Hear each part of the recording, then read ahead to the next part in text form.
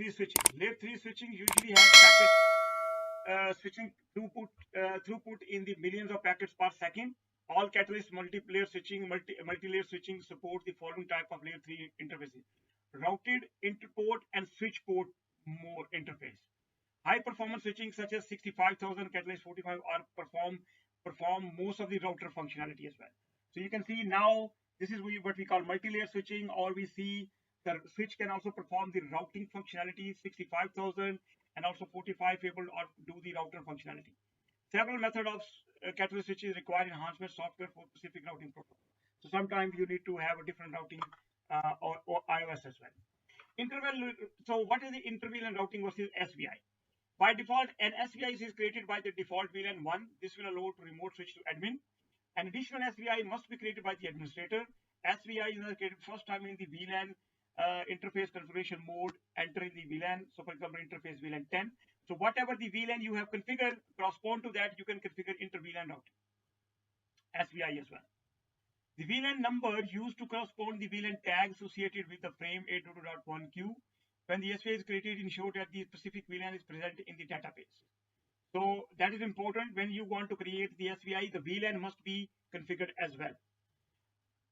Inter-VLAN with the SVI much faster than the router on a stick because everything is hardware switched and routed. No need for external link from the switch to the router. No limitation on the link. Layer 2 Ethernet channel can be used between the switches to get more bandwidth. Latency is much more lower because it does not need to leave the switch. Inter-VLAN routing with the routed port. A routed port is a physical port that acts as a port with the router. So basically what we do is we convert the layer 2 port in the routed mode. And how we can do that, I will show you in a minute. For example, let me see.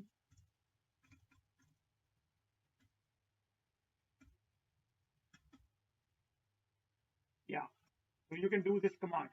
So basically, one layer 2 port can be converted into layer 3. Layer 2 protocols such as STP do not function with routing interface.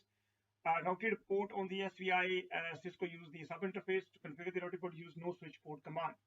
Routed ports are not configured on 2960 switches. Issue. What can we do? Layer 3 switches use the following issue. VLAN must be defined across all the switches. VLAN must be enabled on the trunk port. Port must be in the right VLAN. SVI must be correspond to the IP address. SVI must be up. SVI must match the VLAN number. Routing must be enabled. Each sub interface network should be added to the routing. Host must have the correct IP address and the default gateway. So basically, let me show you how we can do that. So look at this topology. There is no router now. You can see where a VLAN 2 and VLAN 3 are there. On this switch, what we need to do is we need to verify a few things.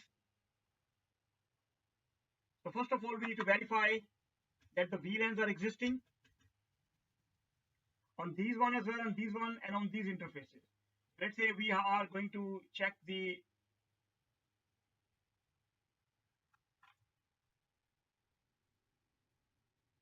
this switch first of all, switch 2. So first of all, check the VLAN existing. Yes, the VLAN 2 and 3 are existing on this switch, fine. And this one is F01. And on this side,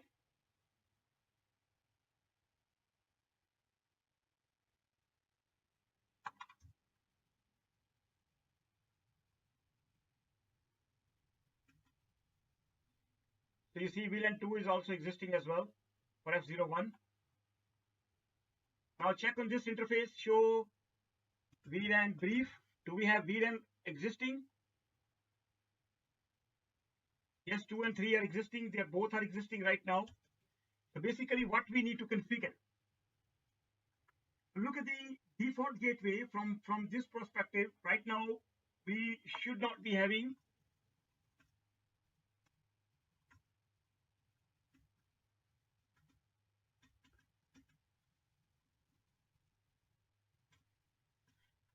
so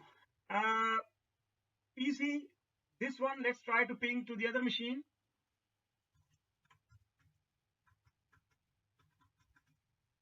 Okay, minus N with 1000 packets. So you can see it is not working.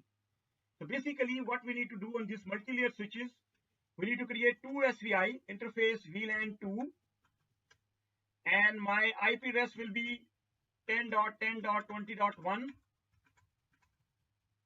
and my VLAN will be 3 with the IP address of 30.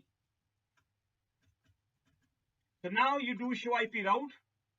You see these interfaces are VLAN 2 and VLAN 3. Before that, IP routing must be enabled as well. If you have not enabled the IP routing, it should not be working. You see? So make sure IP routing is enabled on the layer 3 switch. That's important stuff. That's the first requirement. Then interfaces we have configured. Okay, you see 2030. Let me go into there. Now you see I'm able to ping this machine. So now I don't need a multi-layer router on stick. This switch is a multi-layer capable switch. I just created two SVI. Now important thing is what you need to understand. If I do not have, let's say I delete no VLAN, what will happen? You see what will happen? My corresponding VLAN interface is also goes down. My communication should be working as stopped as well. Because if you do not have a VLAN configured, for example, VLAN 2 is not existing in the database, my VLAN 2 interface will also goes down. In order to make sure that this SVI is up, VLAN 2 must be existing. So now you see as soon as the VLAN 2 is existing in the database, you can see the interface come up, and we can see the ping is also working as well.